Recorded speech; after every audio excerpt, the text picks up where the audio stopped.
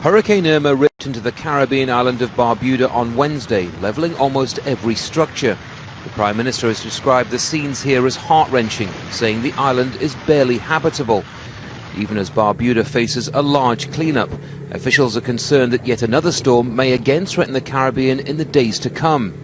You know that we are threatened now potentially by yet another storm, Hurricane Jose. And if that is the case and it's coming our way, then clearly we will have to evacuate the residents of Barbuda. St. Martin too suffered major damage, and as Irma continues to track west, Turks and Caicos and the Bahamas are now in danger. In Florida, evacuations are underway, as forecasters predict Irma has the potential to slam into the state with high winds and huge tidal surges. The warning from officials is stark. Every Floridian, every family should take this seriously and be aggressive. You've got to protect your family. Possessions can be replaced, your family cannot.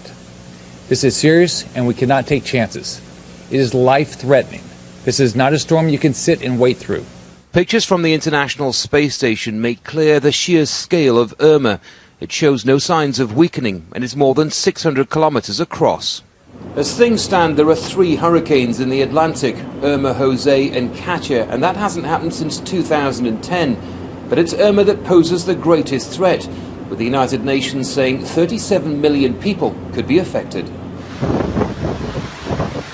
In the coming hours and days, Irma's course will be closely monitored, but its track seems set and the impact could be catastrophic.